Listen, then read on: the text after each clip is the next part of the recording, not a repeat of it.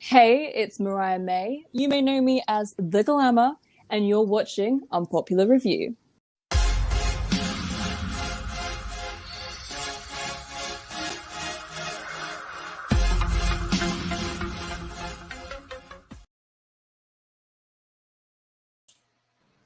Whoa, that was a setup. My bad. Did not mean to make that happen, ladies and gentlemen. Welcome to, I want to say another edition of Unpopular Review because that's true. It's another edition of Unpopular Review, but it's the first ever edition of our weekly Raw and Smackdown review. I am one of your hosts. Please consult the please. I meant to change that. My bad. But I am joined by Steph. What's up, everybody? How are you guys doing? Happy Saturday. This Saturday morning, and this man sounds like it's the Saturday morning that he had an interesting night, Friday night, where he was out partying. Apparently, we were here watching WWE Friday Night Smackdown from Ohio. Ohio. You said what? It's wonderful. I like going to bars at night, so apparently I was getting drunk while you were watching SmackDown. So yeah, I know, right? It wasn't a reverse at all. I was watching SmackDown. Your eyes are the ones covered, so I mean, I think that might be a role reversal because I was definitely watching SmackDown. But you're watching SmackDown. You don't seem excited. Were you not excited about SmackDown? Did you not have a good time watching it? Is that a real question? I'm excited about all professional wrestling. I'm a professional wrestling fan. Yeah, that don't mean that don't mean the world. I mean, you could be excited to watch SmackDown and then you see SmackDown. We have people on this channel that are monotone as shit, so I'm just following suit. So you have people on this channel that are monotone as shit. You are right, yes, sir. I will be monotone too. Today is my monotone day. It's Saturday, monotone Saturdays as they call it. Oh my god! Every single Saturday you're gonna be monotone? I mean, if it gets people views, I'll definitely try it. Oh my god, no! What they need is the administrator on air, young sir. Oh, the administrator's long gone. We've already been through that. But please, let's continue. Let's not go back and forth. The people are waiting for us to cover SmackDown. People are waiting for some excitement out of you, sir. Well, they'll wait. Let them wait. Let them wait. Okay, I guess something to look forward to. We're going to start off with Monday Night Raw because Monday Night Raw is first. That's why it's Monday night, right? April 17th, Monday Night Raw. Monday Night Raw kicks off. We're going to do this in rapid succession. Monday Night Raw kicks off with the Bloodline coming out.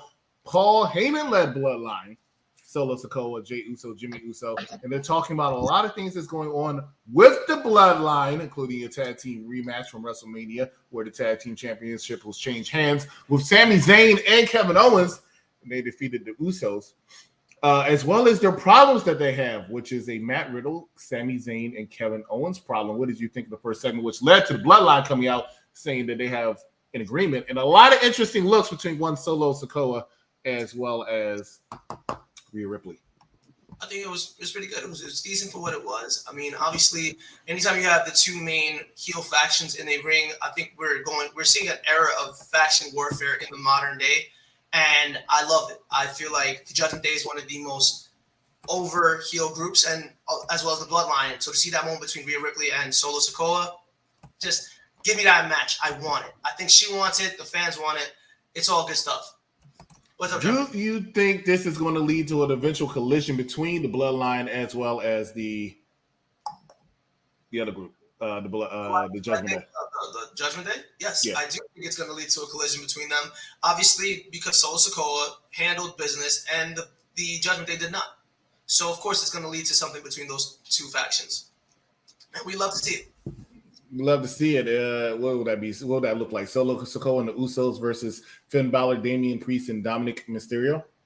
I wouldn't want to see that. I actually want to see Finn get his match against Roman back. Obviously, Finn, if you guys remember, Finn actually versed up against Roman, Demon King for him, and actually was screwed by the ring ropes. So I really want to see that happen again. I think that you need to run it back. I think you need to give Roman some new challengers, and if you want not to give that chance to Finn, give it to fucking Damian Priest. Like, Priest is ready to go. Priest, in my opinion, is one of the best parts of the Judgment Day.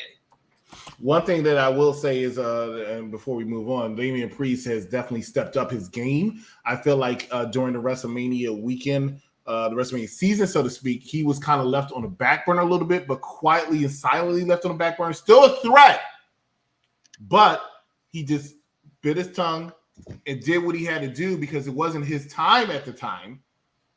and now he's being rewarded for it because now it looks like he's kind of stepping up within the Judgment Day. One of the things I love about the Judgment Day, and I really got to move on, one of the things I love about the Judgment Day is the fact that I don't see a clear leader in the Judgment Day. That's something rare in factions. All of them look like they have equal footing. All of them look like they have their shine, and I definitely appreciate that completely. What's going on, ME2 reviews? And Charmaine, you agree with Steph. There you go. Good job there. I appreciate you. I got my first agreement. It's a beautiful Saturday.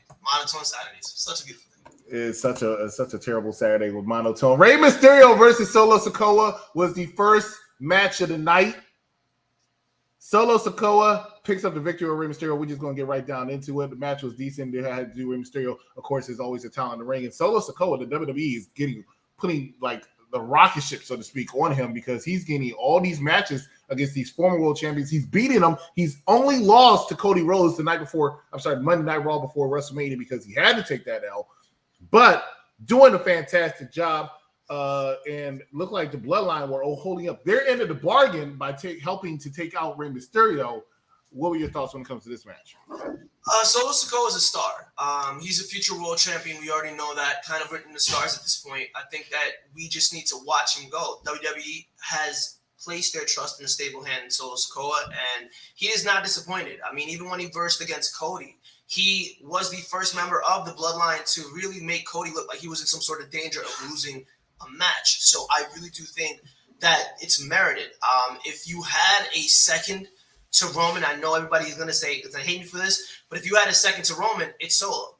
You know what I mean? He's the new right-hand man, if you speak. If the Bloodline is to get rid of Roman, I think that Solo could step into that spot and be the leader of the Bloodline. But, you know, he's incredible. And the match was a match that not only put over Rey because you have to protect Rey and the LWO, but put over Solo and all of his abilities. And the Samoan Spike is just such a great finish. And he sells it, the execution of it so well. And I love it. Literally love it.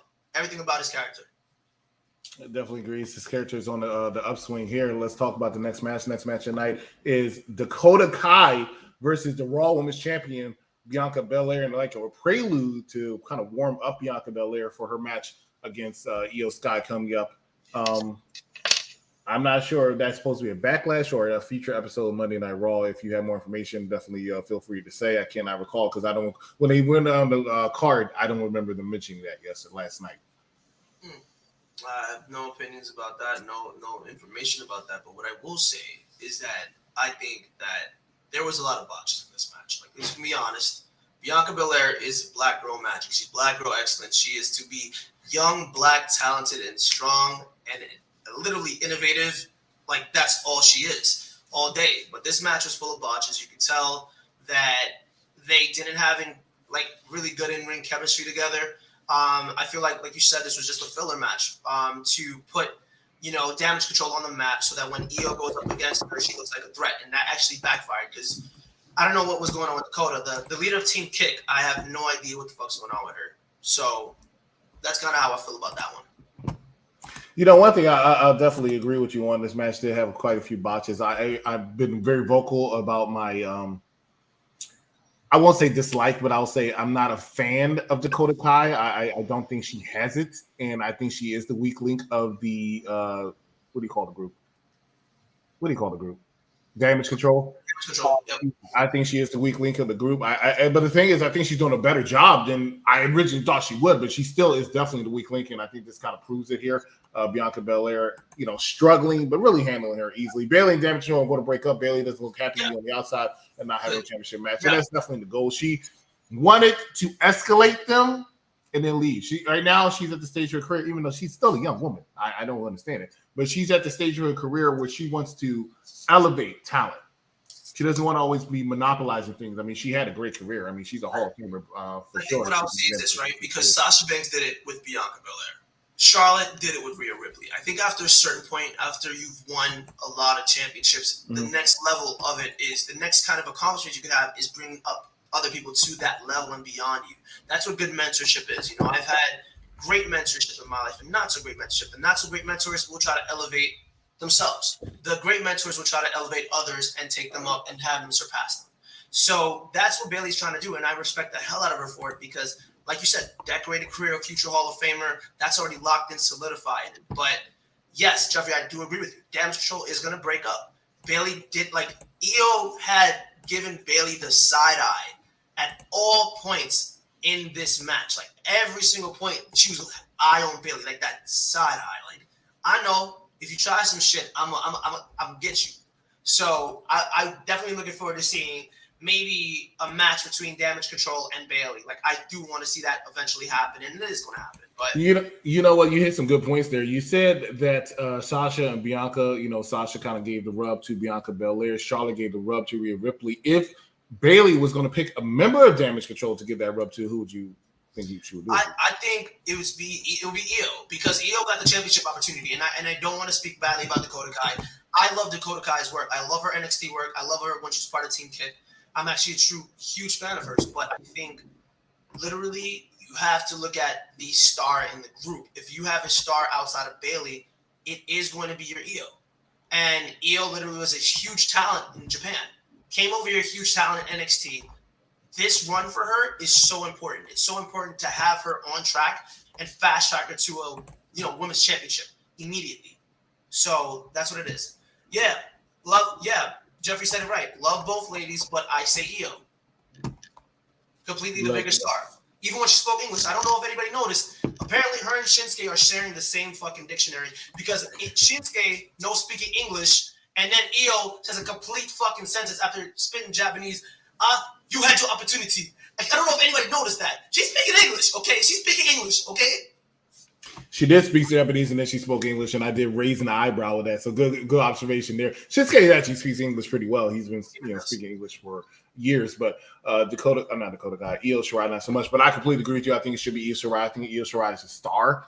I don't think she's clicked as well in the main roster as I would like to see her. I don't know if that's necessarily her fault, but hopefully if Bayley gives her that rub, we'll start seeing a lot more of Io Shirai or Io Sky. I definitely don't think she's going to win that Raw Women's Championship, but I think you want to see a fantastic match. At least I'm hoping for. We'll see. That promo, Jeffrey that said that. Jeffrey said, remember that Asuka and Io promo? That is actually something that literally they were both from two different regions in Japan, and they were speaking their languages, their different dialect for those regions, and they couldn't understand each other. And basically, Asuka called her a baka. Called her a freaking idiot on air, and Io responded by calling her a bitch. That was such a great segment between those two, and I love it. It was a good segment. It was a very good segment. That match, I'm sure it's coming sooner or later. Also taking some time off. Jeffrey's actually changing monotone Saturdays to entertaining Saturdays. Thank you for that, Jeffrey. Thank you. Salute to you. You make me have fun with this. Jeffrey got you out of that monotone mood. He really did. He was just a little bit. He just talking about something I like. That was something I like. Yams all day. I'm all about the yams. Oh my god! Oh my god! That is like literally. I'm a black man. I'm a black man. We love yams. And if you get Asian yams, yams is the same as yams. It's good. Delicious. Like, Evil is enjoying his woman. Asuka's beautiful, badass. Like, don't get me started on yams, please. Just move on. Just go.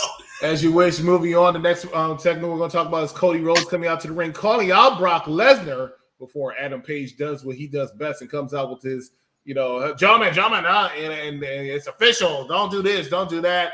And then they did the reverse Cody Rhodes, Brock Lesnar segment where Cody Rhodes is beating up all the security. Normally that's Brock Lesnar's job, but Brock Lesnar coming out looking like a cross between an anime character and The Undertaker, standing there at the end of the walkway, just laughing, telling Cody to come on, as Cody is just knocking out all these security officers who are about the same size as him. I was a little surprised by that. Stefan, what did you think of the segment? It was a 50-50 online, a little bittersweet. People didn't like it. Right. I don't care about online. I'm not ICW, IWC. I really don't care about y'all. I really don't care how y'all feel. I am completely behind this storyline with Cody. And it is literally for all of us that want to see Cody win at Mania. Cody has had a shit couple of weeks, and we've all been there. So watching him kind of want to go at Brock, and that segment was fire. Like, to see Brock come out, and like you said, across between the anime character and The Undertaker. Literally is Undertaker Jr. He literally went to the back. Him and Trish was like, we're going to just go the same store Taker go to. We're going to get a cap. We're going to get that trench coat. That's what we're doing. And that's what they did. Both of them. But I really appreciated this segment because usually the beatdown segments are not original. Like, you have people jumping all over each other. Brock has done it 1,000 times. To put Brock in a position where he looks like an intimidating force, which he should be looking like, and Cody looking like, yo, I don't give a fuck about that. Good shit on that. because they changed it up. Because if they had a brawl out and everybody had to come from the back, it wouldn't have been cool. It wouldn't have been cool. It would have been more of the same. So congratulations to Triple H for changing that up. Yeah, I can't say that I disagree with your logic. You actually make it a little more sense to me. Make a little bit more sense to me instead of that's so wrong. But I do appreciate that. Yeah, it's good to have a change up. But you know what? The only thing I don't like about Triple H's WWE now is I feel like they do too many of these segments. I feel like he loses his specialness because like ever since Triple H came over, almost every week you have two people or two groups of people fighting, and then every single but all the security and officials from the back come and have to pull them apart. I feel like it kind of waters down that segment. You know, they're always trying to recreate what they had with that Brock Lesnar, John Cena at that time, that Brock Lesnar, Undertaker, because usually Brock Lesnar. But they always try to recreate it. And I'm not saying it doesn't work. They're very interesting, but I don't need to see them 3 times a month. What I will say is this, right, about the Brock Lesnar segment that I enjoyed.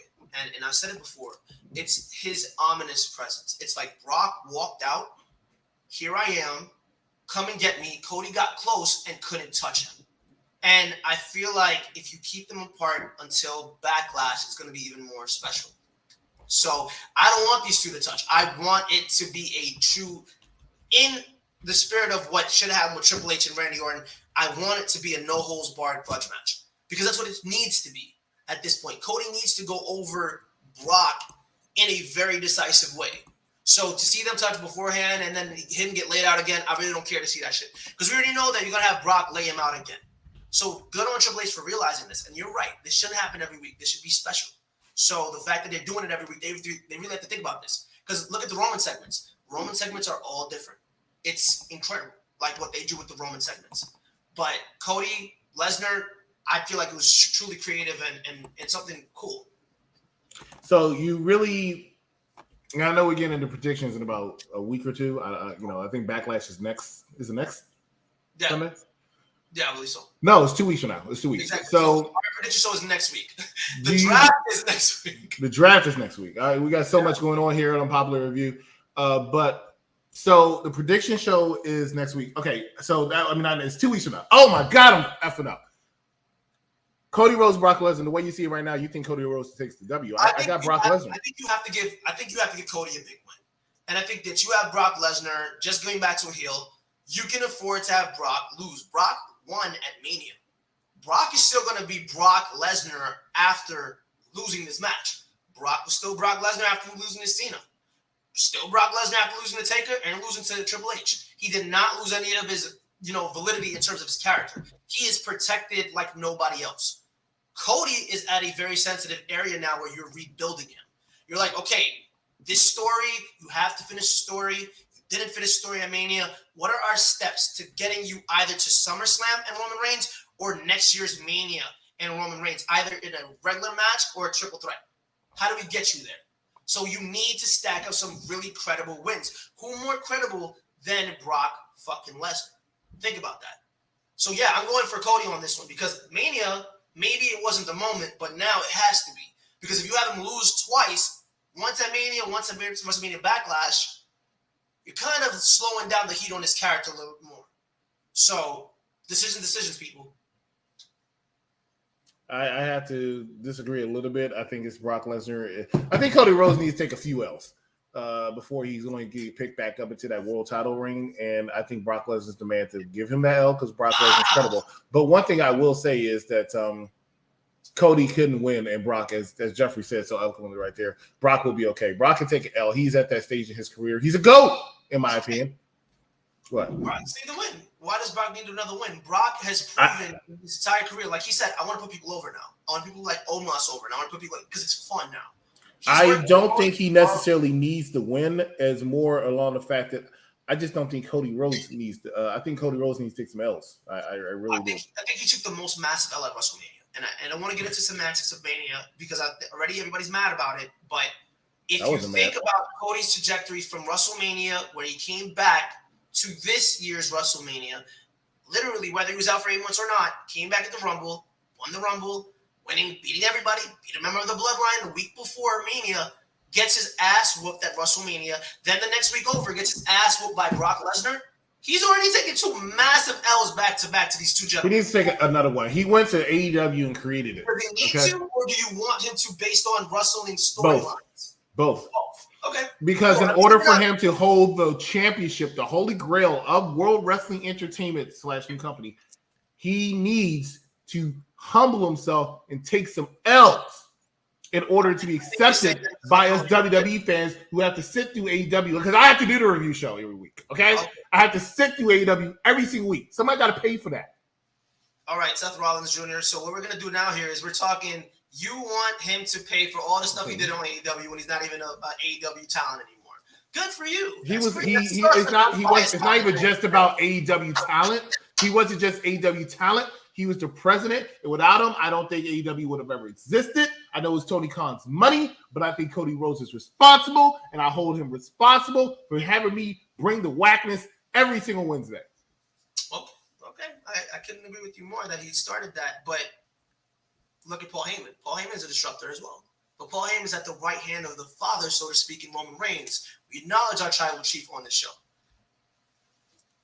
There you go. Paul Heyman No. They can't argue that. Look at the logic.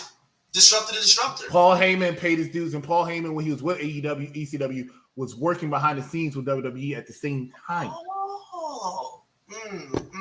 So Jeffrey agrees with your point. He said he needs to lose to look vulnerable. But when do we start?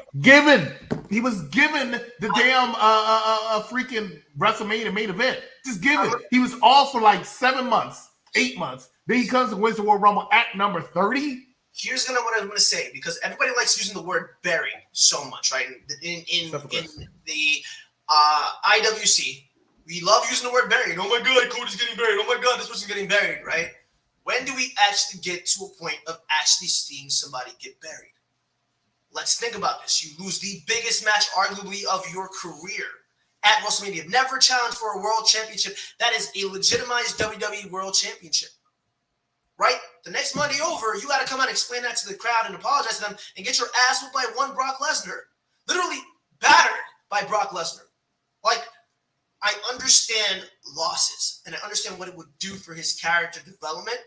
But when do you become like Arn, pull up the Glock and put it up against his head and pull the trigger? Like, when are we going to see that Cody? When are we going to go back to seeing Cody from New Japan that sits in the back? That was Arn Anderson who pulled out the Glock. But you have to understand, nobody's truly buried in wrestling. They can put. They have so many people take.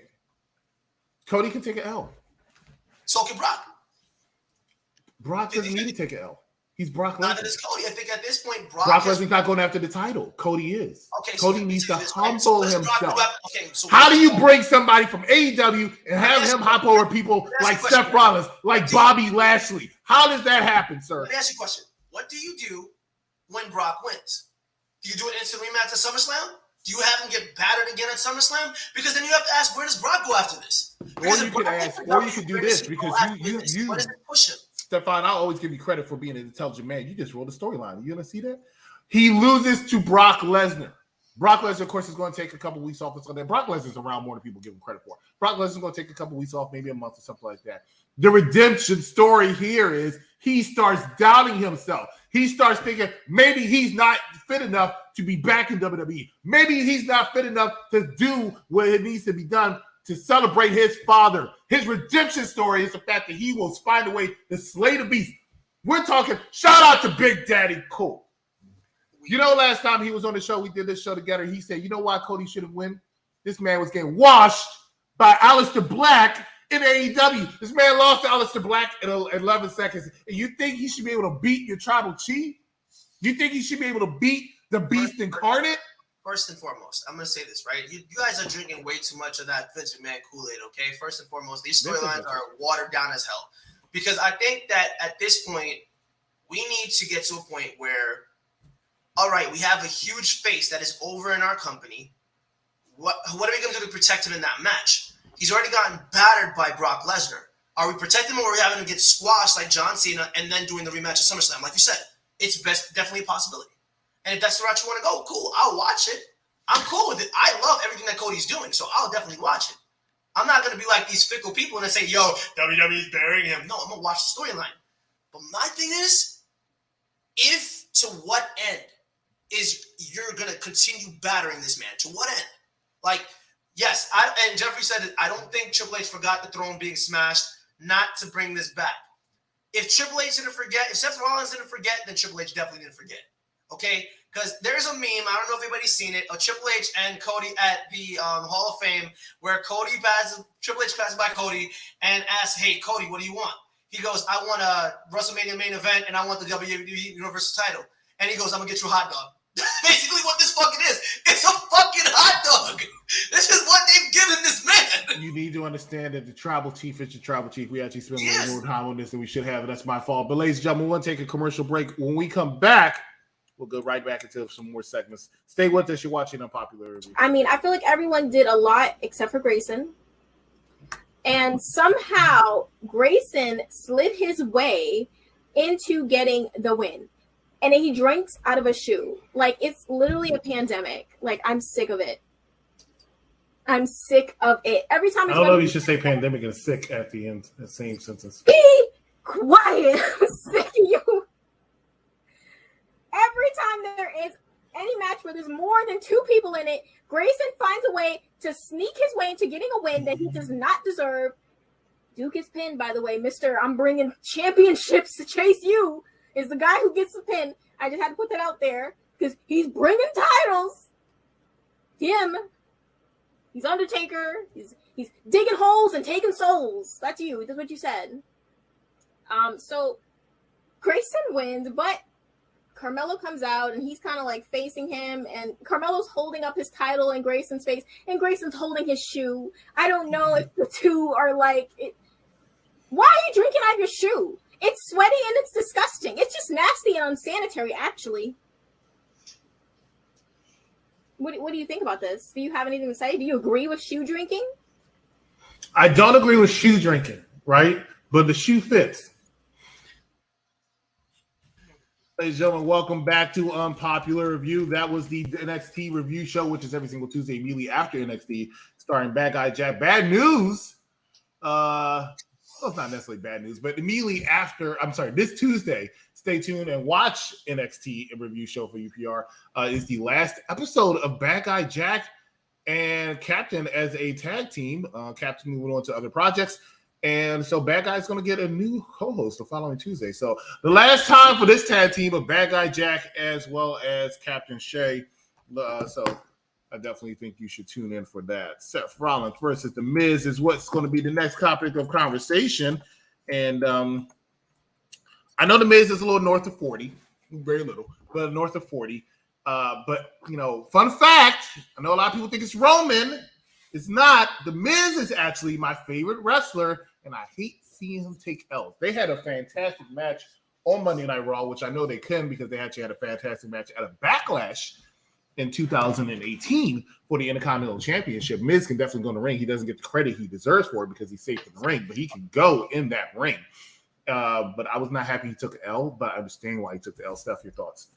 I love this match. I feel like if you had match of the night, it was this one. And Seth Rollins is such a marvel between the ropes. He's such an amazing talent, and he doesn't nearly get as many opportunities these days at World Championships. He should already be in line for a rematch with Roman for that title. As far as The Miz is concerned, The Miz is pulling out moves that I've never seen the man do before. So, like, that double DDT that he pulled towards the end of the match where he DDTs Seth, rolls through, DDTs him again, like, literally a work of art, and literally getting up on the top rope and trying to do the skull-crushing finale from the top. I have a newfound respect for The Miz. I love his character work. I think The Miz is probably one of the most underrated WWE superstars of all time. He has come such a long way. And I think a few years ago, he was talking in Madison Square Garden. He was saying that he doesn't get the proper respect he deserves from the WWE universe. And it's true. Game recognized, game. Let's put some respect on The Miz's name. And as EC says, people who don't really know EC would think, oh, Roman Reigns is his favorite wrestler. Oh, no. That's The Miz. The Miz has been stably this man's favorite wrestler since I met him. So, yes, like, y'all need to, he will acknowledge our tribal chief. Amazing. But when it comes to The Miz, let's protect The Miz at all costs. Let's give him another IC championship run. Let's give him something. because he can carry it. He was the person that made the IC championship relevant. I do want to see the match between him and Walter. I think that he deserves it. If the brand split leads to that, then cool. Seth Rollins, I don't want to talk about Seth Rollins because we won't wait till SmackDown to talk about him, but it must be because of his backlash. You already know, like that. It's like the twisting. It's like WWE twisting the knife a little bit. Like he ain't gonna get Roman, not yet. Yeah, I'm not sure about that, but okay, we'll talk about that when we get to SmackDown. But I mean, for 3 more words, I mean, this match was phenomenal. I think, in my opinion, we'll talk more about Seth Rollins when we get to SmackDown, as this man just said. But I will say that Seth Rollins is super over, and I just felt like he should have been the one in the main event against Roman. And I know Roman has said publicly that he hopes that it will be him and Seth Rollins at WrestleMania 40. And I hope that it's going to be him versus Seth Rollins as well, because I just think Seth Rollins is super over right now. And Seth Rollins, in my opinion, next to Daniel Bryan, is one of the best wrestler, if not the best wrestler in the world. I truly believe that. So I will say this, right? And just to piggyback off of you real quick, and it's a quick thought. Like, if I can see any match happen in WrestleMania 40, it's Roman Reigns versus Seth Rollins versus Cody Rhodes for the Undisputed Universal Championship. And I will be okay with that. So your Tribal Chief can stack and pin. First off against Cody, and Cody has a W over Seth. Seth has multiple W's over Roman. Roman has never really truly beaten Seth by like literally count out or anything like that. He literally, basically I think that it calls for it, and I feel like it's so well deserved. And I think that Seth deserves a main event, and that's what he wants. Not necessarily the title at this point. So I think Cody going over would be fine. Just put the man in the main event. We already see what happened with CM Punk when he didn't put him in the main event, WWE. Let's be wise here. Let's not do it to Seth and get Tyler Black back in AEW. Let's not go down that road. Well, I mean, AEW doesn't really do the best with former WWE superstars, but I will agree with you on that, except for CM Punk. Even though I thought he should have been in a match at WrestleMania 29. Definitely thought he should have been in the main event. CM Punk was not that good. I don't know why people keep saying that. I would say this. He was fantastic. He was he ain't what he claims to be, and he ain't with the mess that comes with him.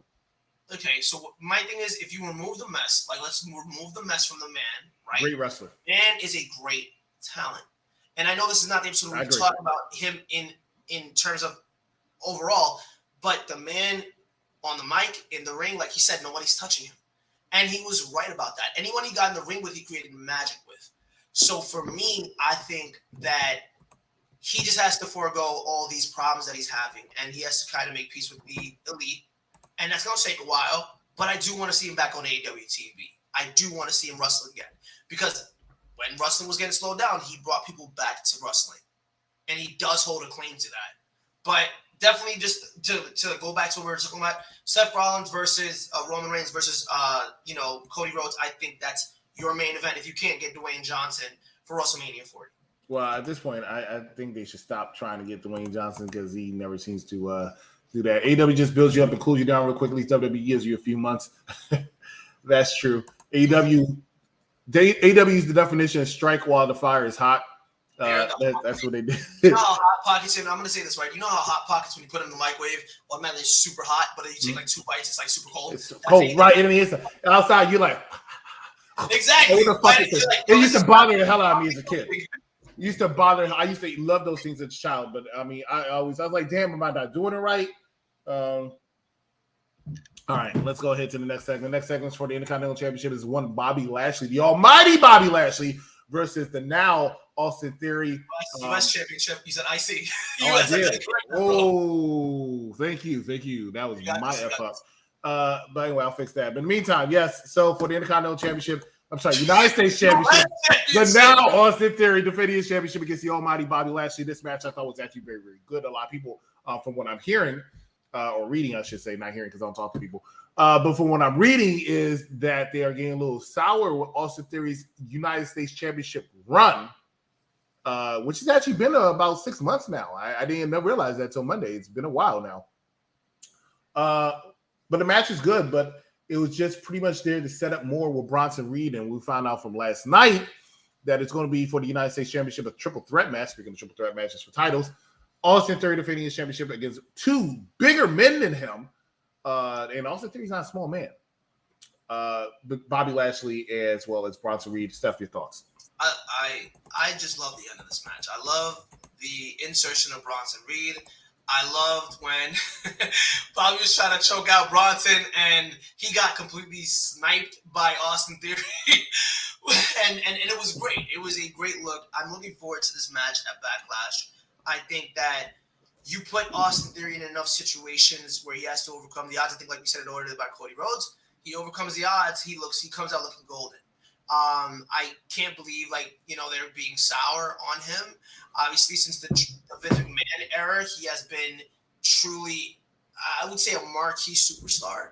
And I don't believe that they're getting tired of him, but I do believe he needs to pivot a little bit. So you need to put him in more situations where he's like, maybe let's turn Austin into a tweener, right? Let's turn Austin to a tweener. Let's not have him be a full-on heel. We have way too many heels right now. I think we need to start having him lean into that John Cena-esque, I'm doing this for the people kind of thing. Like, let's do that. Let's try to experiment with that a little bit. I know you're already doing that with Cody and giving Cody the top spot in terms of the Cena spot. But at the same time, Austin Theory has the first championship that John ever won in WWE. Beat John Cena at WrestleMania by hook or by crook. Let's just lean into that a little bit. Because you're not leaning into, I beat John Cena. You're not leaning into it enough. So let's go the opposite direction if you don't want to do that. All I'm saying. I think one of the problems that WWE is having right now is there are a lot of superstars, and we'll talk more about it once again. I'll say it with Seth Rollins, but they have a lot of superstars they're not sure what to do with after WrestleMania. They don't have plans. And I think Austin Theory, unfortunately, right now is running into that problem because he is the United States champion. And Gunther's the Intercontinental champion. I think they have clear direction and plans when it comes to Gunther. I don't think they have it necessarily with Austin Theory right now, so they're just doing anything that they can. There's no reason for him to be inserted into this Bobby Lashley Bronson Reed feud. Quite frankly, I was surprised when I saw the match. I thought it would just been Bobby Lashley versus Bronson Reed. I'm not a fan of Bronson Reed, not at all. I'm not a fan of Bronson Reed. I'm a fan of Joe Rock. Right when he went to New Japan, he turned up the intensity. He went over there to prove a point. He said, they fired me, biggest mistake they ever made. And that's why Triple H brought him back ASAP Rocky. Like, that was a mandatory. And that's what brought Vince McMahon back. You know what I mean? He said Triple H bring back too many people. Too many mofos. Too many useless people. Hit Row. Enough is enough. All you Hit Row fans, Hit Row, fucking useless. Hit Row. You're right. Horrible. All three of them are horrible. I wouldn't say they're horrible. Ashanti the Adonis, and I will say this about him, is the only one that I actually believe can actually do something with an E right now. Top Dollar needs to go back to NXT. Like, let's just be honest, B-Fab needs to go along with him. She could be his mouthpiece. But as far as, like, after they lost Strickland, like, that's it. Like, that they lost him, that was it. No, we're not doing that. Not for nothing. They can't figure out what to do with Strickland in AEW either. I mean, I thought he was doing well. I thought he was the exception of somebody who left WWE and was doing better. No. But once again, just like Jeffrey said earlier, Exactly. We'll call it the Hot Pocket effect now. Exactly. Thank you so much for pointing something out to me. I appreciate it. Bobby Lashley, Austin Theory match was decent. Bobby Lashley, I think, is phenomenal. I think Bobby Lashley should be the one to go to possibly be in the contendership to dethrone Roman Reigns. But they got him in this feud with Bronson Reed, but I think it will elevate Bronson Reed. I'm not necessarily sure he will win, but I think it will elevate him because I think it will be two big, I would say two big physical men fighting each other. And I think that's just going to be really good for everybody involved. But we'll talk more about that later. Next thing we're going to talk about is a segment which got a lot of people talking, but I talked about it also. It's going to piss people off, but that's what I do here at Unpopular Review. It is Trish Stratus coming out and explaining herself why she attacked the man, Becky Lynch. You seem like you have thoughts, Stefan. We got to get a picture of fucking yams, okay? We need to get a fucking can of yams, whatever you talk about these women, and just put it up on the screen. God damn Trish. Like, she done kept her bait fresh. Like, she is fucking phenomenal looking. I'm sorry, she turned back the clock. She did it on them. Like, God damn Trish. She said she's not a nostalgia. She's not a childhood fantasy. She a damn lie. She a goddamn lie. She is expecting all of us that was tuning as teenagers, like, oh my God, I want to see Trish Stratus just one boob slip. She's expecting all of us to watch her now. That's a damn lie. Let's not do that. Let's not lie. But the promo, I feel like, and I will say this, right? I'm kind of in the middle about the promo.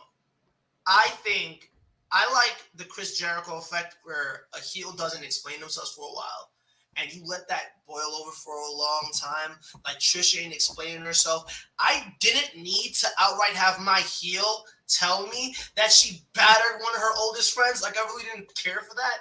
But I understood the motivation. I understood everything that we've been saying for weeks. Like literally everybody in UPR at one point or another, wink, wink, Mike, said that Trish was going to turn. So at this point, we're getting that. But the way that we're getting it, it's like, come on, guys. You gave us what we want. But let it, like EC always says, make it make sense. It has to make sense. It didn't make sense to me that my heel told me that she did it. Like, yeah, you got a really truthful heel. That shit never happens in the E. Why are we making a truthful heel? That should have been, you came out, you talked your shit, right? Cool. Mm-hmm. Talk your shit. Don't admit to beating her ass. Let her come back and beat your ass and say you did it. I'm sorry. I just, yo, Jeff, you right, bro. She knew what she was doing. You right. She did. Thirst trap, live television. Well, that's what actually had her get popular in the first place. Was exactly. Her she grew up in that era. But the one thing that I always will credit Trish Stratus and why she should go down as one of the greatest of all time. I know it's a different era now, different wrestling talent, and she's actually evolved with it. I mean, much credit to Trish Stratus, but it's the fact that I use that word again, evolve. She evolved from what she was to be more than that. Still kept it, right? I remember WWE using a phrase, a moniker around that time. I forgot what the women, it was like sexy and dangerous or something like that. It was really, really good because that's what she was the epitome of. She could beat your ass because she was a fitness model. She could beat your ass. She can go, but she still look beautiful doing it. Now, I know everybody's talking on Trish. No offense to Trish Stratus. She's still a very beautiful woman. Somebody's like, she de-aged, she doesn't age and stuff like that. I see the age in her face. She puts a lot of makeup on. Right, I'm gonna say this, right? I understand where you're coming from, right? Because they did a side-by-side picture of her first, like, kind of time wearing that kind of outfit, and then now, age will age you. It's okay. Yeah, it's okay. She's, like I said, she's still a beautiful woman. You gotta wait for the fruit to get ripe before you eat it. All right, so I'm not gonna sit here and fucking say no, not a damn thing. All right, absolutely not. I'm not gonna let nobody get away with that shit. Okay, Trish Stratus is fine as hell. Okay. Shoe store, boot store. That being said, this segment actually I thought was pretty well as far as the verbiage of it. Here's what I mean by verbiage. I know WWE does this, right? But it pisses me off sometimes. I understand why they do it, but it pisses me off sometimes. One of the things I talk about all the time on this show is I said that I was a fan of the Thunderdome era. I missed the Thunderdome era a lot. And people look at me like, wow, you stupid, you crazy? There's no fans there. I agree. And that was the problem with the Thunderdome era. But here's the good thing about the Thunderdome era. It allowed superstars to go out there and tell a story without the fans hijacking the show or making it look boring. Agreed. Totally. Apollo Crews actually did well in the Thunderdome era because you didn't see the fans look bored by him. Bailey took over the Thunderdome era. Bailey took over the Thunderdome era. Roman evolved because of the Thunderdome era, in my opinion. Yeah, he did. A lot of people did well. Now, some people are hurt. I think it hurt Elias, and I don't think he's ever recovered because he didn't have crowd participation to bounce off of. King Corbin didn't have crowd participation because they're very good on the mic to get the crowd upset. I got an opinion about King Corbin, Baron Corbin in general, and I think that I don't want to talk too much about him, and I'm going to say this in a quick statement because bits right. Baron Corbin is a victim of his own success, and I think his success at NXT really should have spelled for them to do the same thing, but they didn't translate him very well to the main roster, and they continue trying to do these different things with him. And I understand when we talk about evolution, right? And it's the name of a really great group. It's wonderful. I love it. At the same time, sometimes keeping things the same makes sense. He can evolve but still be the same thing, And I think he's basically damaged by his success in NXT. Like, because everybody's now looking at him like, yo, what the fuck happened to the Lone Wolf we used to see in NXT? Because he's also one of Chris's favorites. You talk to Chris, like, we would be literally sitting at Jack Dempsey's. Shout out to Yep, I Like Wrestling. And literally, Chris would be, like, cheering the loudest for Baron Corbin while we all hated on him for it. But he is a good talent. But the Lone Wolf character, nobody's touching that character, to be honest. Nobody's touching him as that character. He is a very good character. I actually liked all his characters. I thought they were very good, but I just think King Corbin's going to make it. He can go in that ring, but right now is just something not clicking. But I think, like I said, I think what happened was he's a decent talent in the ring. He ain't phenomenal, AJ Styles, but he is decent. And what got him over was his mic skills. And when you take away his mic skills because he couldn't interact with the crowd, fans had to look at him and say, I'm not that interested. And he's never recovered from that. It's the same thing that happened with Elias. They try to use Elias each and every single week. But he's never going to get back. Well, I can't say never say never, but he has not had a hard time getting back to where he was way before the Thunderdome era when he had the fans eating out the palm of his hand with the walk of the buried his ass. I'm sorry, I'm going to say this. I think Trish buried his ass like when, like they had that segment in ring. And I don't know, a few years ago, if you guys remember, Trish and him were in the ring and Elias trying to go at Trish. And Trish was like, you never going to win a WWE championship. And he ain't say shit because he knows it's true. Like, there's just some talent that already know I'm not going to do it. Bringing it back full circle, though, Trish Stratus. Well, the reason I hated this promo so much is because when I watched it, if you look at the screen, the fans look bored, and I heard the piped in boos. And it was very, very obvious, and it kind of annoyed me. And they were piping in noise all night, which they haven't done as much as they used to, but they still do when the fans aren't there. The fans were not there this past Monday, and I think it kind of took a lot away from Trish Stratus' promo because it's all I could focus on was the very loud, audible, overdone boos that they were doing, looking at the crowd and seeing how bored they look. And this is terrible because this is Trish Stratus. Trish is amazing. I'm just sorry. I just got to say it. Yeah, he said he will never date a woman in their 60s, and she said in response that he'll never win a WWE championship. And it's wonderful because even in her 60s, she has way more talent in her pinky finger than he does in his entire body. So just a little salt on the wound to one Elias. Ladies and gentlemen, we're going to take a second commercial break. When we come back, we'll talk some more. Well, we'll wrap up Monday Night Raw and get into SmackDown. Stay with us. You're watching Unpopular Review. This hit goes out to you, Mr. Wick. Challenge you to single combat. If you win, you'll have your freedom. And when I see you, I'ma take what I want, so. Amen. The only way John Wick will ever have freedom and peace is in death. Yeah, not really. And so it begins. I know how to increase your cash flow. Have you lost your damn mind? Willing to pay $10,000 each. Sold. Knocking up a bunch of lesbians? That's some freaky shit. You are a cash cow. What's this I hear about you making babies? I'm gonna do it. Go ahead, make me a baby. Whoa. She hate me. She hate me. She doesn't feel that way about you, though, man. She told me so. Hey guys, welcome back. You are watching Unpopular Reviews. I am Steph, joined by the executive consultant, and we are talking Raw Talk if you guys have just joined us. So thank you for joining us. If you guys haven't already, please like, love, share, and subscribe. We do need your support to continue bringing you all the content. You just saw a commercial from 2 upcoming reviews that we're having. One for the amazing movie that is John Wick Chapter 4. You guys haven't seen that movie already. I don't know what y'all doing. Need to get out and go see it. That movie is incredible. I literally want to be on this episode so bad because I want to talk about this movie. And the next movie, I'm not really familiar with. Oh, She Hate Me. And my girl in this movie, this man banged out a bunch of lesbians. This man is a G in this movie. Talk about Captain America. That is my captain. Salute Captain America.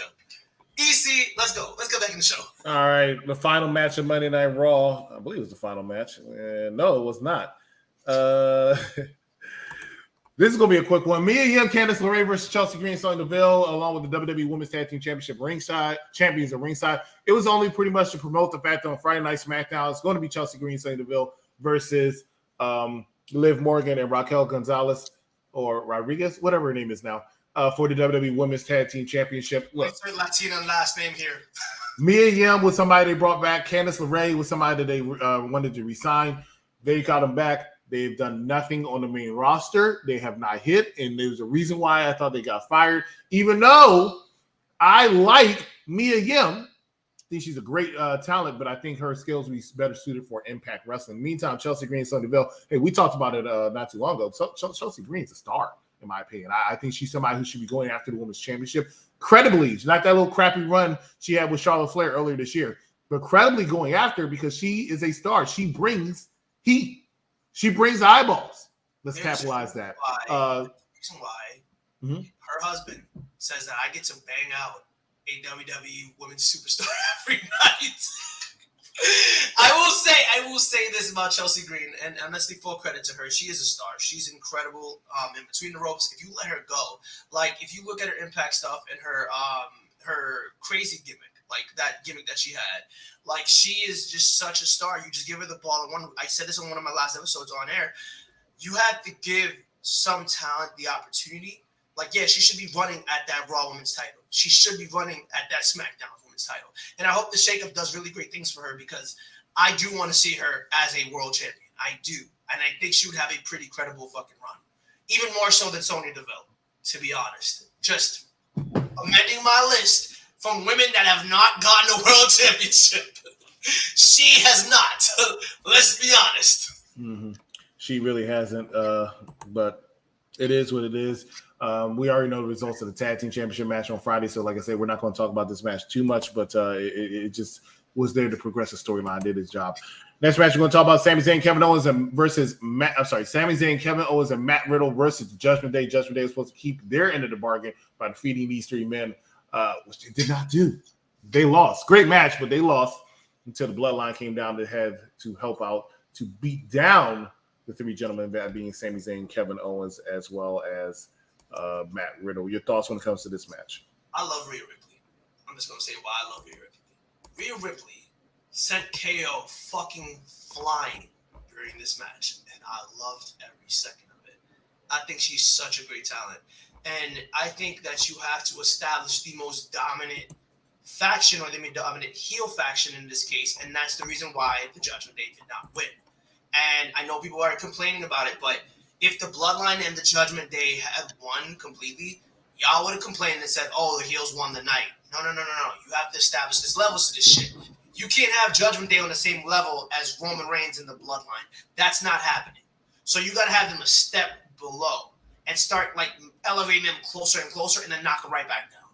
So like Paul Heyman said at the beginning of the night, this is some heel on heel shit. But at the same time, we're not going to have all our heels win. Solo definitely needed to win up against Ray. He's an up-and-comer. He literally needs that rub.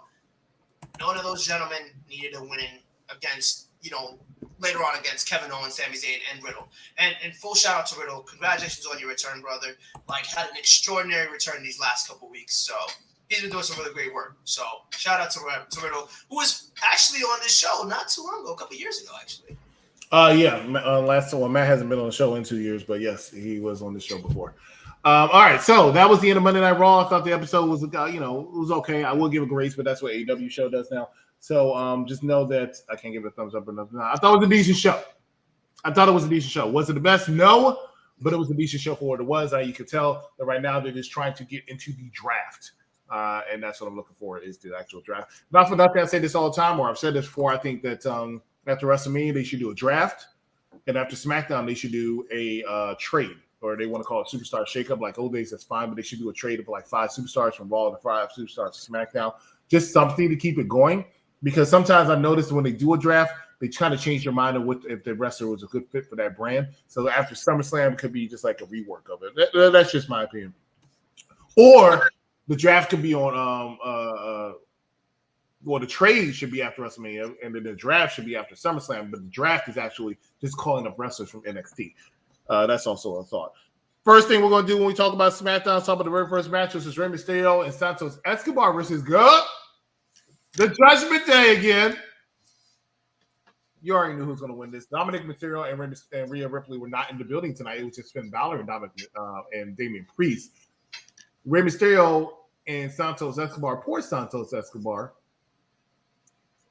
The reason I'm coming to say important Santos Escobar is because he can't pick up a win to save his life. But the thing I would say positive about Santos Escobar, besides the fact he's a tremendous wrestler, is the fact that, one, he gets to rub elbows with Rey Mysterio each and every single week and being on TV and actually making an appearance at WrestleMania, and he's a part of a legendary faction, that being the LWO. Now, granted, I don't know how many matches they won since they joined as LWO, but it still brings eyes to the product for them and their brand. And we'll talk more about it when we get to when we talked about the SmackDown Women's match that apparently was announced for WWE Backlash. Steph, your thoughts? All right. First and foremost, I want to mention why Rhea Thickly, as Mike likes to call her, was not on SmackDown, because her, Dominic, and Buddy were because Dominic was recording her and Buddy. All right, I just tried to make you crack, and that did not work. But literally, like you said, Santos Escobar is an amazing talent. I think that rubbing shoulders with Rey Mysterio is extremely good for his character. He's a great talent on his own. If you guys remember his stuff back in NXT, like completely over. The moment he took off that mask, which is a sign of like the ultimate respect, I think, in lucha culture, he went off, and he's a star. He is going to be fine. So all these L's he's taking, I feel like it's just like we talked about Cody Rhodes earlier. He's going to get those wins back eventually. He's part of one of the most legendary Latino factions in the LWO. Bad Bunny's actually an LWO member.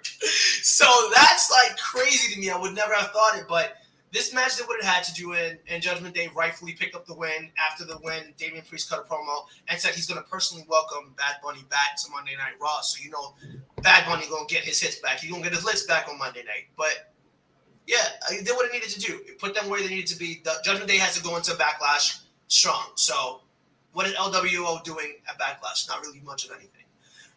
So yeah.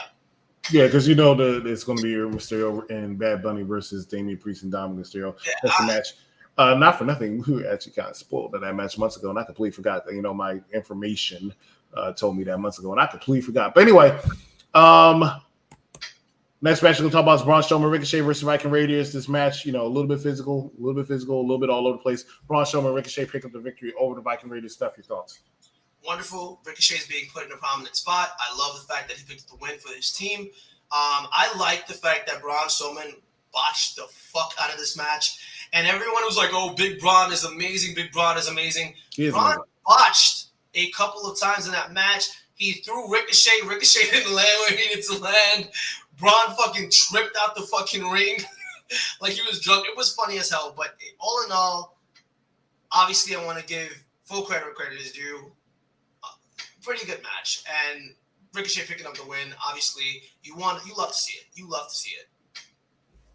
Yeah, I don't. I think the Viking Raiders, who I always say, you know, no matter how long they've been on the main roster now, has never gotten truly over. And they're in this gimmick. Their gimmick, I think, is the best gimmick they've had for the most part. And they still haven't, I mean, outside of a couple of victories over New Day, I still don't think they've really hit their stride. And I thought this was it. I thought this was going to be the victory they were going to do, because obviously they weren't going to beat Sheamus and Drew McIntyre. And then they lost. So you know what that tells me? There's a very good chance that next week the Usos are getting back their championships, because their first contenders after would probably be Braun Strowman and Ricochet.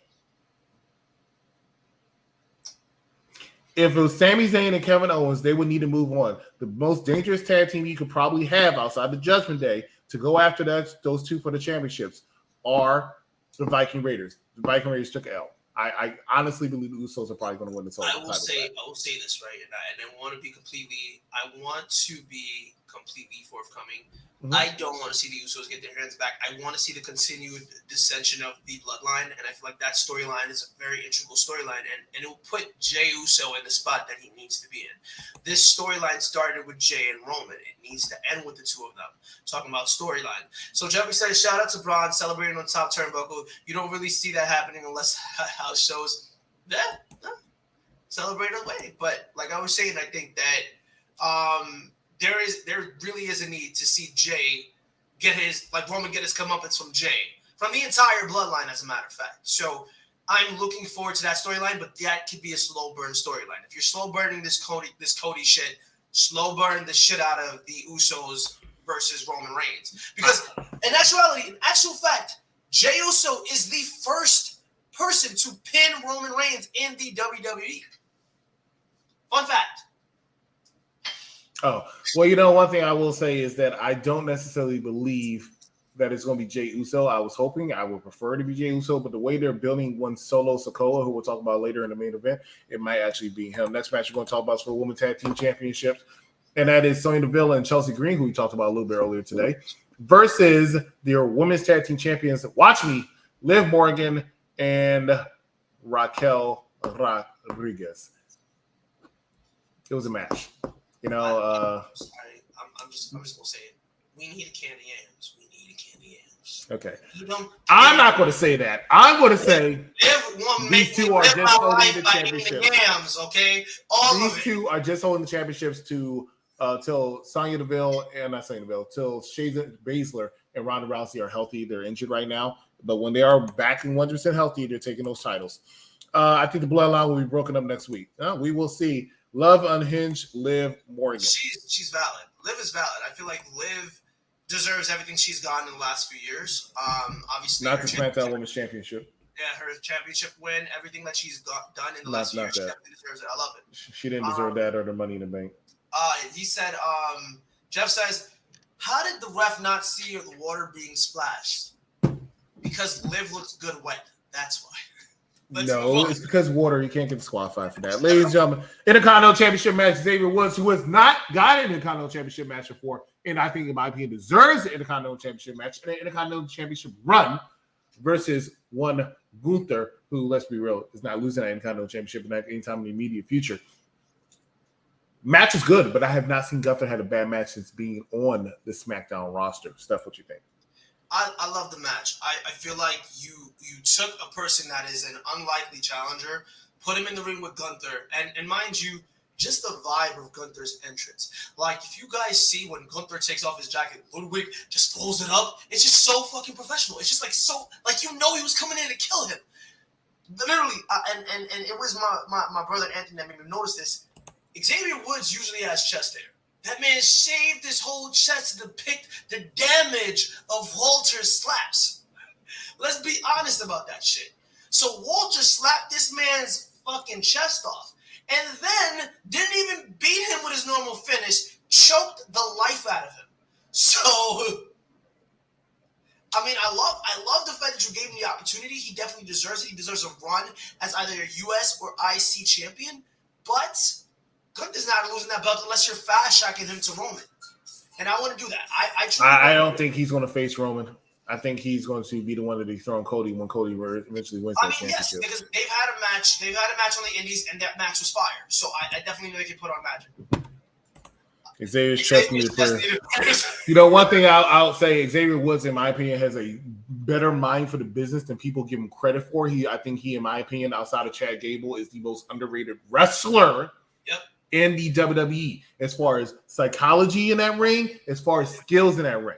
I remember when we talked about the New Day, when it was him and Xavier Woods, they called it the Power Team. When it was him and when it was him and Big E, they called it the Power Team. When it was him and Kofi Kingston, they called it the Speed Team. You know why? Because Xavier Woods can do either one. Exactly. He's that good at what he does. But because of his height, it takes away from him, just like Chad Gable. But Xavier Woods is remarkable. And do I think he deserves a world title necessarily? No, I don't. But I think he should have a lot more championships chances than they give him credit for. He won King Woods. He didn't really get to feud with Roman. I think the New Day, I hope the New Day come back because I think that's a potential storyline for the Bloodline, a fully reunited New Day versus the Bloodline. I think that would be a threat. But I am really interested in seeing that. Now, that being said, if Xavier Woods, when he retires, I see him doing backstage things as producing. I think he can produce a lot of great, memorable matches down the line in the future. And I've always been a fan of Xavier Woods, and Gunther speaks for itself. I remember I was kind of down on Imperium getting back together, not because I didn't want to see it. I was happy they were back together. My problem was they did not bring Fabian Eichner up, right? Vinci now. Ludwig Kaiser. Giovanni Vinci. And the reason I said this is when he was in NXT, and the NXT 2.0, he actually developed a personality. That's why they didn't bring him back up. I said it every single time. Vince was in charge. He likes characters. Ludwig is a character, even when he comes down to the ring. And he's doing this. He is a character. That's why they had him come up with it. Giovanni just stands there. So when he was in NXT, he was acting like he was this GQ guy and everything. Eyes were more on him. Then he went back and joined Imperium. Barely says shit. He just comes out and stands menacingly. I will say this, right? I want Great to tag team, though. Some more tag team championship opportunities, and I feel like they can because look at them in NXT. They're an incredible tag team. Incredible. And I think they need to be showcased as well. But I will say this about Xavier. I do want to see a heel turn. Like last night, like obviously they have these backstage segments and they talked to him after the match. And he said, I really don't know where to go from here. Kofi, Big E, both on the bench, both on the shelf. I don't know what's next for me. I think a little switch up intensity of character, maybe a little heel turn just for now, for the time being, and have Kofi and Big E come back, talking back to light, and then have that match with the Bloodline if the Bloodline are still a thing. I think that would be incredible. But that would be an incredible redemption storyline in terms of them getting him back because at this point he's lost everything. He's lost his two partners. When you lose everything, what do? You turn to the dark side. It's literally Anakin 101. Let's go, Star Wars fans. So at this point, I think that that's something that we should see. Gunther is such an amazing talent, and the way that they showcase him with Vinci and also with Ludwig is just incredible. I love it. I completely love it, and I think they need to keep doing that. And they need to put him in more showcase matches. They need to put him in more, even the way that they announce. Samantha Irving announces them. That lights go down. It is an important match when he's in the ring. You can't fucking beat that. Nah, I completely agree with you on that. Ladies and gentlemen, we're going to take one last commercial break. We're going to get into the nitty-gritty of SmackDown. Wrap it up for the week and wrap it up here. Stay with us. You're watching Unpopular Review. Previously on Perfect Plex. Triple H is in charge of creative. Now, as I make myself a little bit bigger here because I got a big head. Shout out to big heads. Vinny Chase, big head. But as I digress and I get myself together, listen, fans, you thought Vince was back in control because Brock Lesnar beat the living shit out of Cody Rhodes on Raw after Mania? Which personally I think is one of the top 5 Raw after Mania moments. If you missed last week's top 5, make sure you go back and check out top 5 on Popular Thursday at 8 to 8:30. To be confused with Tony Coke Khan, by the way. Okay, I'm sorry, Tony. It's the truth. Okay, we love you. For this, where's that idiot at? Put that picture back on the wall for me, please. For this idiot, Busby 18, and this moron, Scott Harris, what do you mean? She needs to separate her reality. No, you need to separate your reality. All we do is talk about as wrestling fans how much we love Rhea Ripley. This moron led her to get so upset. She responded to the idiot. People like this make me regret leaving everyone I love behind. I've lived for years without people I love to entertain and live my dream. And you're a fucking disgusting human. She said this. She's not innocent! Everybody's not MJF, who 100% of the time is 100% in character. I'm not blaming her for this tweet. You as wrestling fans need to understand something, people. And I'm going to say this with all due respect to anybody I've ever come across with in this business, because in so many words, it's not. But people, it's not real to me, damn it! It's not real to me!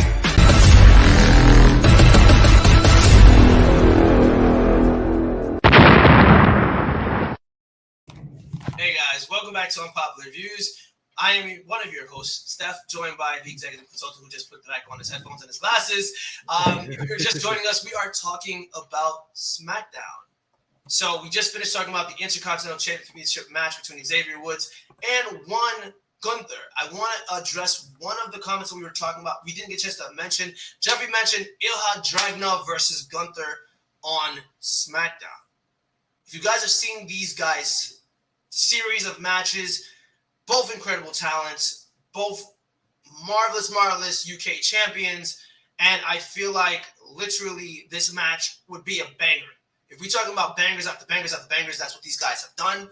And literally, Ilja Dragunov is one of the best parts of NXT, if you ask me at this point.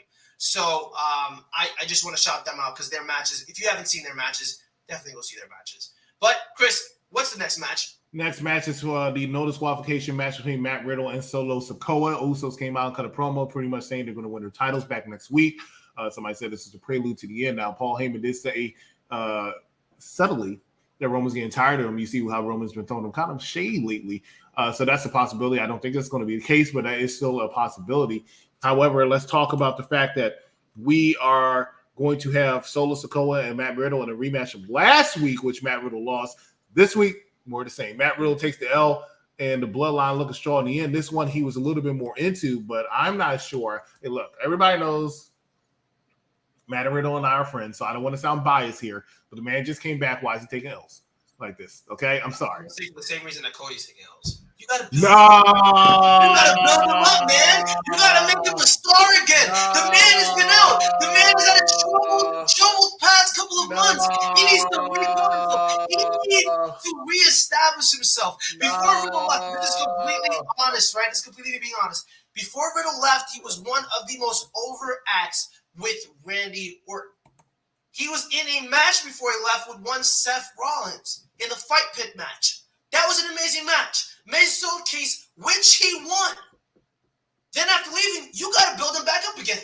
So he's definitely got to take some L's. I'm sorry to say it. I'm a Riddle fan. You know, I was on one of these shows that Riddle was judging. I like the man. He's amazing. Such an amazing talent. All the star power in the world. You leave the E in the way that you left, you definitely come back and take some L's. All right? So, no. No. Hell no. I can't believe you came. I can't believe live on air on the first ever UPR Raw and Smackdown review show every single Saturday morning, 10 o'clock. You just had that bullshit come out your mouth, bro. You sat here and defended Cody Rhodes for all that crap. He don't even take any L's. He left the company. He said, "Hey, I think I'm a main eventer." He left the company. He went to Ring of Honor. He went all these places. He started AEW with Tony Koki Khan, and then he signs all these wrestlers. He takes all these wrestlers back. He's chopping up thrones for Triple H. Every single wrestler they bring, he says, "Say something about the WWE." Did it?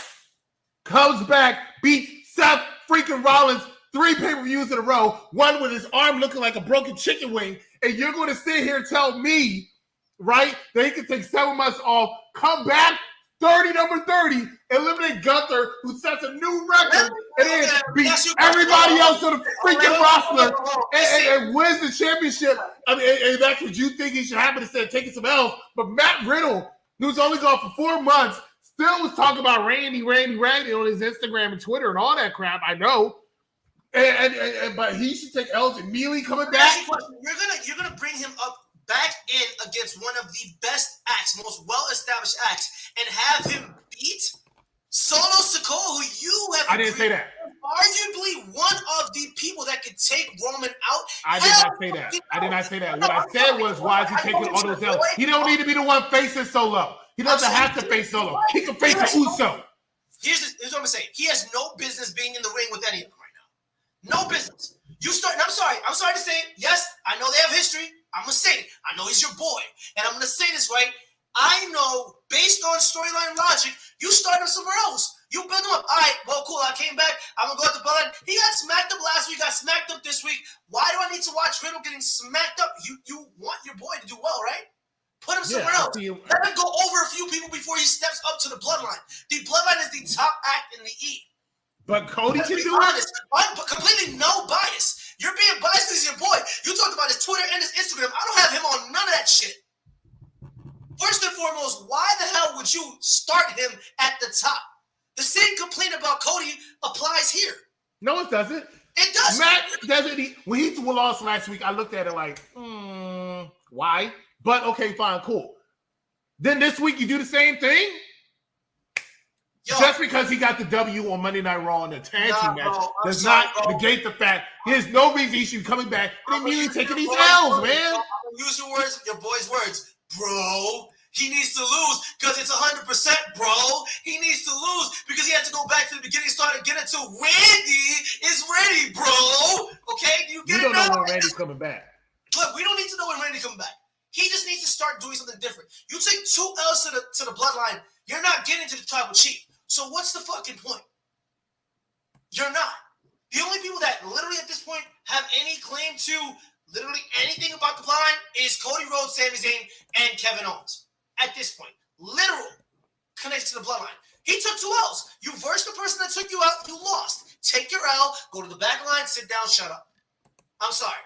This is a picture of why why Cody Rhodes does not need to take it. He needs to take some L's. Did he not take the biggest L of his whole entire career at WrestleMania? That pissed off so many people who thought he should have won. But he did. For what? He didn't do anything. The man was laid out next to a rubber fucking chicken. What more do you want? Because the chicken was pissed off too. Let me tell you what happened. The chicken was trying to cross the road. And then the chicken came back and said, this shit don't make sense. Riddle deserves the chicken treatment, okay? Riddle deserves to be laid out in them frosted nails next to a fucking rubber chicken.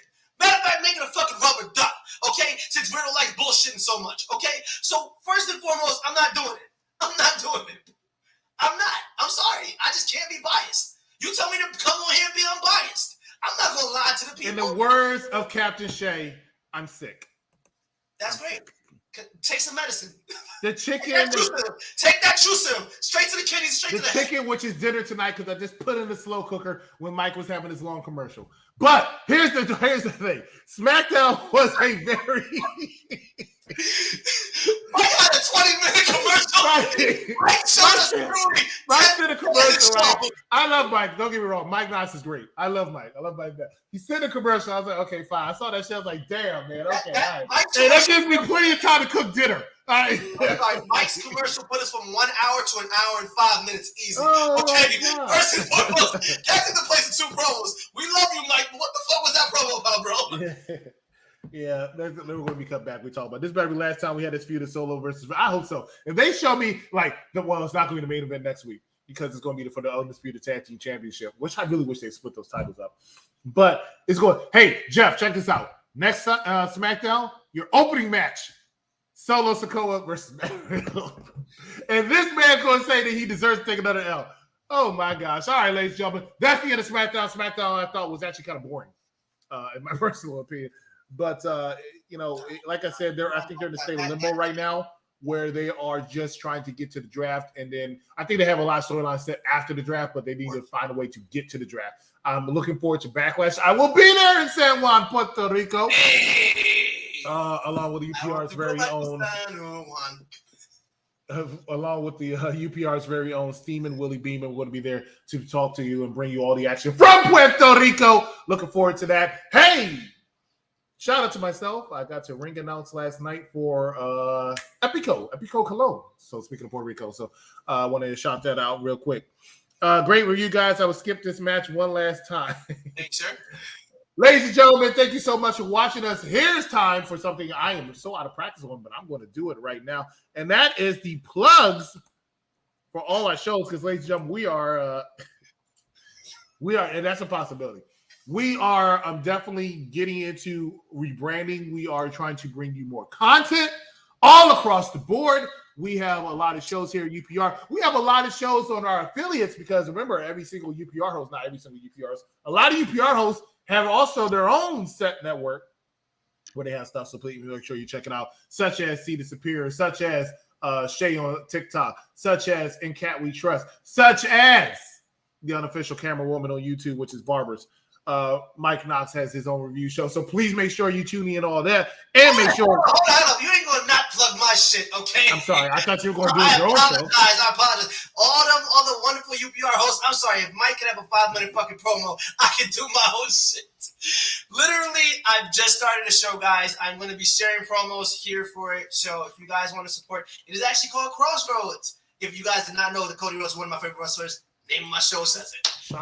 That'll be twice a month. So I hope you guys join me. So that'll be cool. Along with the Big Pop podcast, which is Captain Shaker. She'll still be doing that with Bad Guy Jack, even though she's off of NXT on Tuesday. Possibly. Ladies and gentlemen, make sure that you join us every single Monday night for the Mike Knox Show. Perfect Plex Radio, 6 o'clock p.m. right here on Popular Review Wrestling. On this Monday coming, though, immediately after the Mike Knox Show, we actually are reviewing Mighty Morphin Power Rangers Once and Always. Looking forward to that, as that was an hour long. The Blue Ranger! So we're going to be talking about that on UPRE, Unpopular Review Entertainment on YouTube. Each and every single Tuesday, we do Unpopular Review Entertainment. We're going to be reviewing the last John Wick which I understand. I haven't seen it yet. I'm going to watch either tonight or tomorrow. Was a very jumping action movie. So looking forward to that. Immediately after NXT, we're going to be doing review results. I put this picture up because it's the last episode for the time being for Bad Guy Jack and Captain Shakespeare. And she's going to do some other shows with us. And Bad Guy Jack is going to have not one, but 2 new partners. Every other Thursday, a different partner. Looking forward to that. One is actually this guy here. So looking forward to that. Immediately on Wednesday, we actually have Gotham Knights Don't Have the Thumbnail, which is reviewed. It's with the Trio of Destiny, which is Bad Guy Jack, Cedar Superior, and then Mark Victor Rodriguez. And of course, immediately after AEW, I don't have the thumbnail for that either. Join DJ Dice, hosting with this man as his co-host, the executive consultant, talking about All Elite Wackness immediately after. I'm just joking about All Elite Wackness. It's actually a pretty good show. I'm just a WWE mark. So doing that. Thursdays, top 5. We don't have our top 5 name for it yet. Stay tuned to our social media on YouTube as well as Instagram and Twitter, where we'll announce what our top 5 is going to be. And of course, on Unpopular Review Entertainment, we'll be reviewing Spike Lee's She Hate Me, a movie I haven't seen before. So looking forward to watching that and reviewing that. And then, yes, sir. Wait! Guys, the draft starts next Friday. That means our draft special is actually Thursday. Correct. We don't have a thumbnail. That's immediately after that show. I'm doing triple duty. Literally. I'm hosting that. So, guys, come through. Have a good time. Our teams are ready to create the best brands for you guys. It's going to be a mock fantasy draft from the UPR. So, join along with your teams and your picks for who you think is going to join Raw, who you think is going to join SmackDown. It's going to be great. We'll come out with the thumbnail as well as the rules of that beforehand so you can be prepared. You can play along with us. One of my favorite episodes of the year. Looking forward to that. And then, of course, each and every single Saturday, I'm like King Vaughn now with these, of course, is each and every single Saturday, join Stefan as well as myself, the executive consultant, as we bring you the Raw and SmackDown review, talking about Raw, talking about SmackDown, talking with you all. Hey, guys, y'all been great today. Steph, you have any final words? Y'all are awesome. Thank you guys so much for joining us. Thank you guys for the support. If you guys like what you see, EC just went through all the content. And there's more to come. So like, love, share, watch it. Send it to your baby moms. Send it to your auntie. Send it to your uncle. Send it to your grandma. Send it to anybody. Let them watch. If they like it, great. If they don't like it, great too. Because that's why we're here. Because we're Unpopular Reviews. And we are bringing you all the content. And as our Solo Club boys say, all the smoke. If y'all want it, we got the smoke, guys. Speaking of King Vaughn, please make sure that you subscribe and watch him on the Victorious Ones podcast. And stay tuned to us on everything Unpopular Review. We got a lot going on. There's something we have that you like. Trust me. You don't like me? F you. But we have something that doesn't have you on. We don't got the yams. The only thing we don't got is the yams. I'm so sorry. It's a sausage fest in this group. It's a sausage fest. We don't got the yams. I ain't gonna even hold you. We ain't got no fucking yams. It's a pure sausage. Ladies and gentlemen, thank you so much for watching us. For Steph, I'm the executive consultant. We'll see you right here next time on Unpopular Review. Good day, everybody.